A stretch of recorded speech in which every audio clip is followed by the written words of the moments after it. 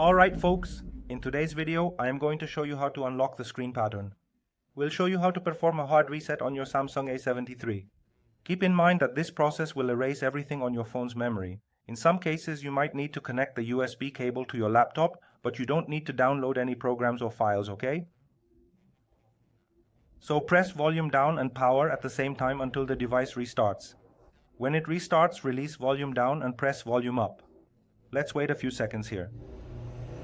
Some devices take a little longer, while others are quicker.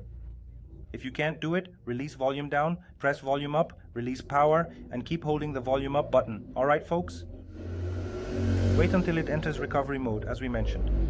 If you haven't subscribed to our channel yet, please do so. Leave a thumbs up, and if you have any questions, leave them in the comments.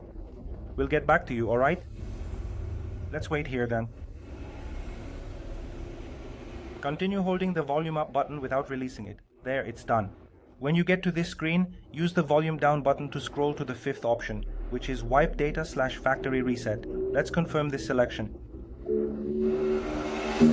With the power button, alright, confirm with the power button. On the next screen, go down with volume down and also confirm with the power button.